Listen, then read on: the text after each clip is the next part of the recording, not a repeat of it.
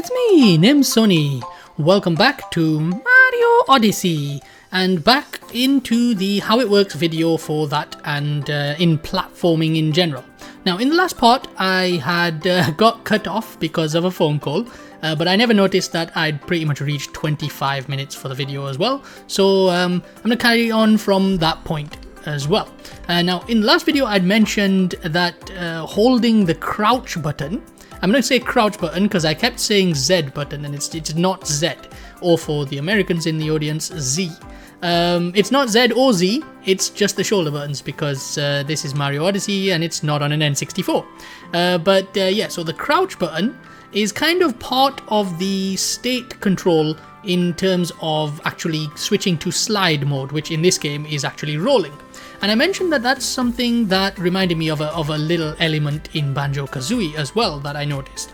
So let's switch over to Banjo-Kazooie. Here we are in Banjo-Kazooie. Let's pop up to that area that I was at in the last video. And it reminded me of this thing here. In fact, you're kind of looking at it right now. So here we go.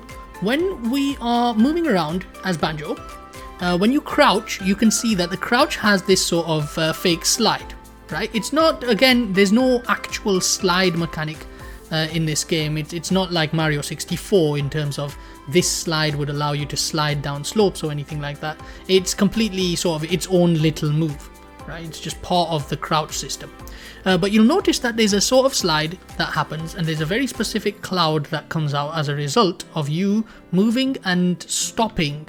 And the reason, of course, that he stops, again, like I mentioned, all of these movement systems and animation stuff is more based on input than the game world physics, right? So let's sort of separate between characters' sort of internal input physics, which is the sort of variables that are happening based entirely on input, or at least some sort of parameters based on the character, and then the sort of global physics, the world physics, things that are happening that remain constant regardless of the player's state, right?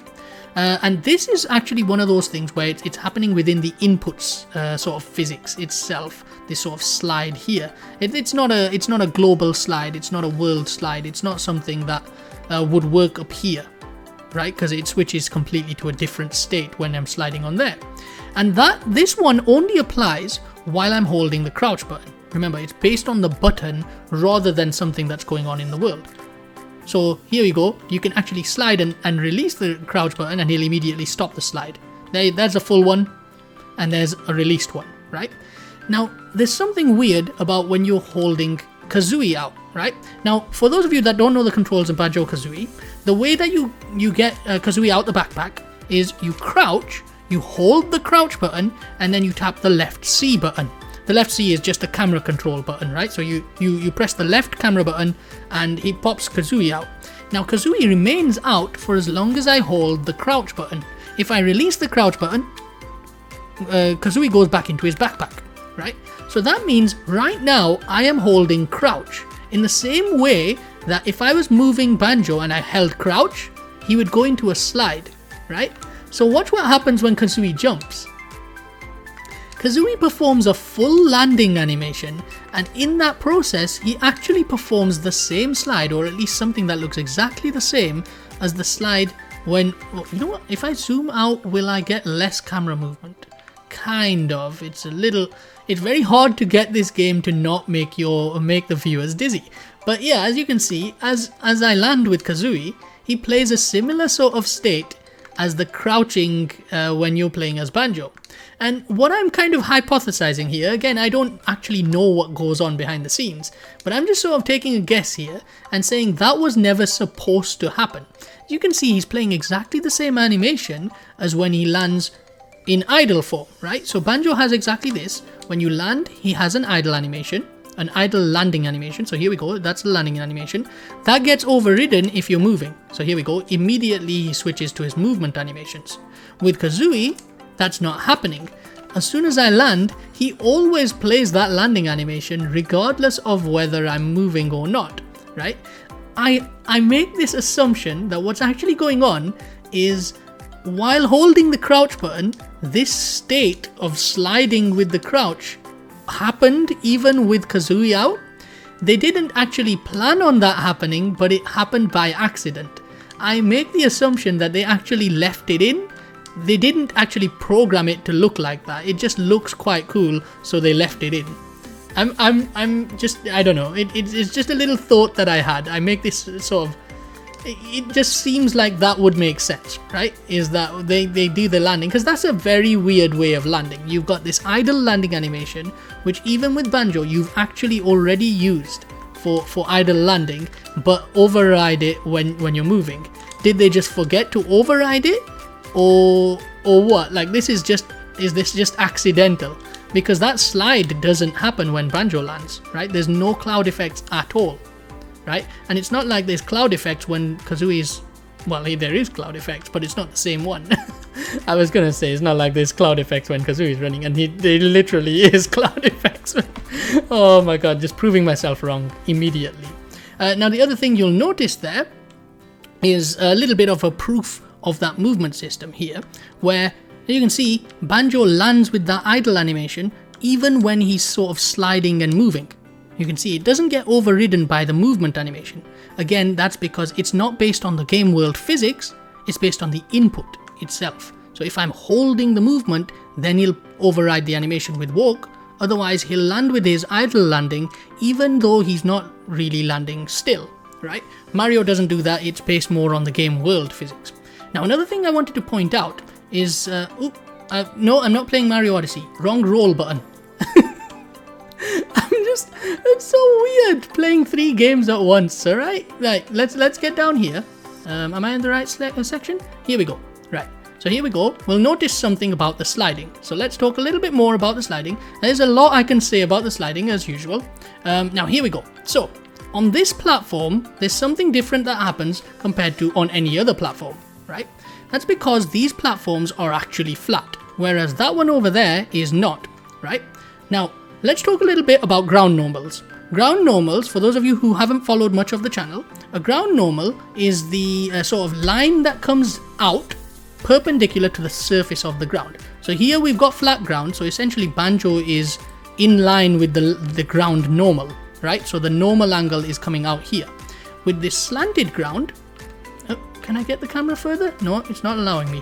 With this slanted ground, the ground normal would be angled that way. So what we do is we use the ground normal when we're making a game. We use the ground normal sometimes to tilt the character, but in the cases of most of these games, we're using it to figure out what the angle of the ground actually is, right? And that allows us to perform this slide in the correct direction. Now, the way that Banjo-Kazooie works, like I said, there's no dedicated slide mechanic.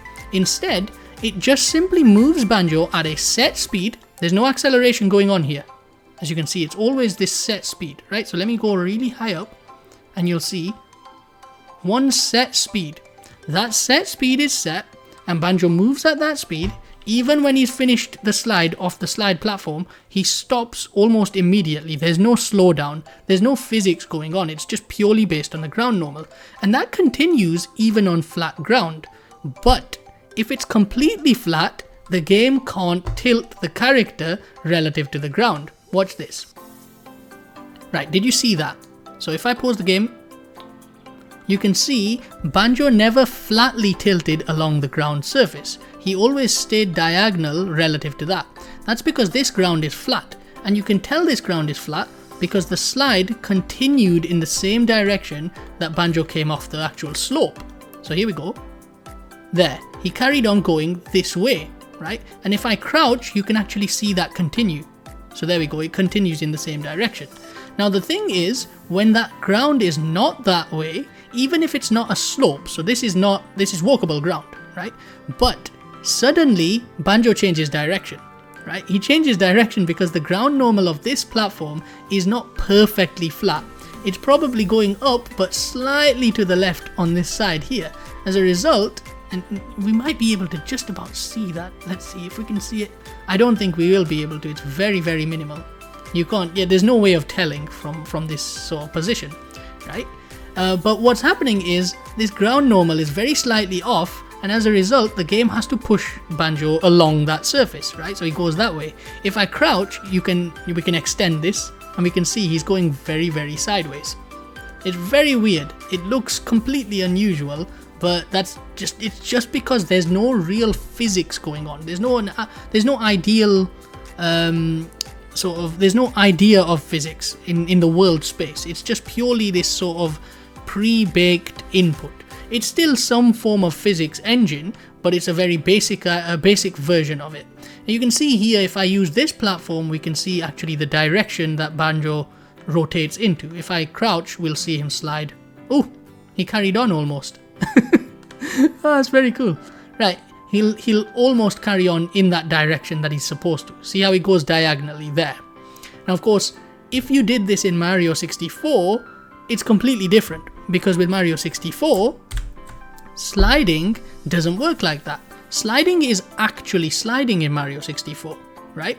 So here we go. When you crouch, Mario's performing the same slide as when he's doing the dive, or when he's doing this, right? Or even when he's doing this, or even when he's doing this, right? Those are all exactly the same. And you can tell because Mario can crouch along a surface and he'll slide along the entire surface. So here we go. If I use this platform here, even though this is not sliding ground, right? Mario doesn't go into a dive when I jump kick on this platform. If you're on very, very sloped ground in Mario 64, like this, but it's just not enough for him to slip and go into a slide, you can see it affects his movement, but it's not enough to push him into the other direction, and it's not enough to make him slide, right? But if you point upwards, he'll do a dive because he knows that it's too steep for him to actually perform the same moveset. He's got a sort of dedicated moveset based on whether he's sliding. But this platform, it's not like that, right? This is regular ground. But even with regular ground, the game still has a much better sort of idea of physics. So here we go. If I just crouch here, Mario just carries on sliding. In fact, this ground is so very, very slightly angled, Mario just carries on sliding. He just carries on sliding until there's actual flat ground, and then he comes to a stop, right? And this is actually not how Mario Odyssey does it. Like I said, remember, Mario Odyssey doesn't have a slide mechanic. It uses the roll instead. But that roll won't really work unless you're in the roll state, right? So if we switch now over to Mario Odyssey, things get a little weird, because now, instead of being an advanced version of Mario 64, it's actually an advanced version of Banjo-Kazooie. It's not even an advanced, it's basically the same as Banjo-Kazooie, right? So watch when I crouch here, there's no slide clouds or anything like that. It's just a slow down and stop, and then immediately goes into this mode. And even then, in fact, you can actually start moving sideways as well while he's crouching there. You can actually move him controlled like completely.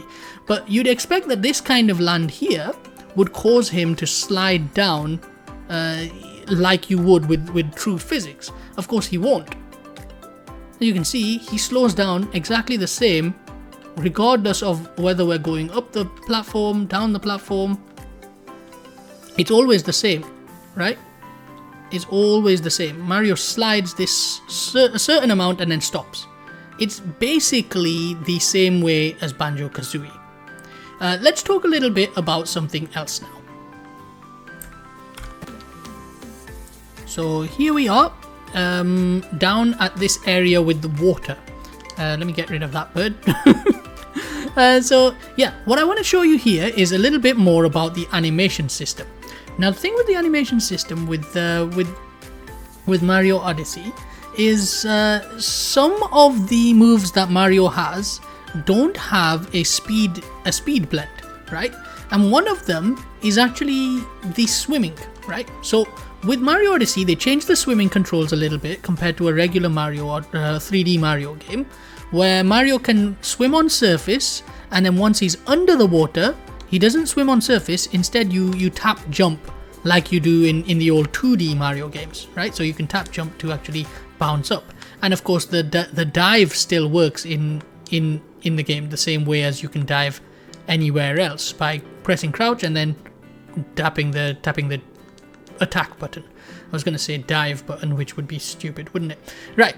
So here's the thing with this animation though, is that it doesn't have a speed blend, right? So regardless of how fast I move, and I can move an analog speed here, even in water. So here we go, I can move quite slow in water. I'm trying to move as slow as I can, and the animation plays the same speed regardless of whether I'm moving slowly in the water. So here we go, I'm moving slowly in the water, or I'm moving faster in the water. The animation plays exactly the same speed each time, right? And that's actually similar to some of the other areas in the game, but not when you're controlling Mario. Here, when you're controlling Mario, usually you've got quite a good set of animations that go between all the different speeds that Mario can actually run, and you can see the speed blends are really clean and neat. With the swimming though, there's only this one animation with one speed, right? It doesn't even change the speed of the animation. He's always swimming at the same speed regardless of how fast he actually moves, right? And that's actually the same as Banjo-Kazooie. Now the problem is, of course, we can't compare it with Mario 64. We can't compare it with Mario 64 because, of course, Mario 64 doesn't have analog swimming, right? So the actual swimming movement itself is a button, so it's a very discrete movement. So we can't really compare it to Mario 64. But when we look at Banjo-Kazooie, I just tried to long jump in Banjo-Kazooie. Whoops. But yeah, when we compare it to Banjo-Kazooie, which doesn't actually drop Banjo in without me moving, so I don't have to constantly bother about that. But as you can see here, I can actually move very slowly with Banjo, and you can see the animation moves slowly.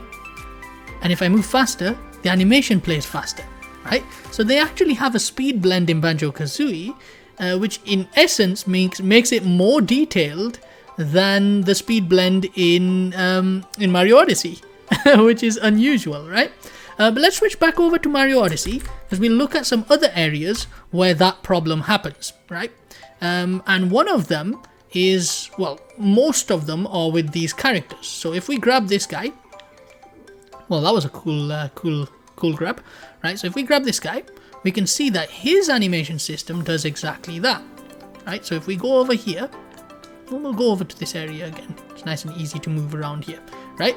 So here we go. When I move full speed, you can see he actually moves immediately to this sort of animation. But even when I slow down, he plays exactly the same animation at the same speed, right? It doesn't matter how fast I'm moving, he always plays the same animation speed. And in fact, the other thing with moving as this character is that it doesn't have a rotation speed either. It's just immediate. You see, he immediately switches direction. This is something sort of similar to how Mario 64 does direction, where when you're moving really slow, he just moves immediately in that direction. But even when you're moving fast here, this character just immediately turns on the spot, right? It's entirely based on input. So it's not, again, there's no sort of physics system going on here. This is more like Banjo-Kazooie than Mario 64, or even the regular Mario Odyssey movement system, right? So there's no physics in essence going on there. If we go back up to that summit place again, we'll be able to grab ourselves a Goomba, and we'll be able to see this happening in a slightly different manner with Goombas as well. So here we go, switch over to Goombas down here. Is this the right place? Yep, I can see some Goombas. Hello Goombas, I need to grab one of you. Come with me.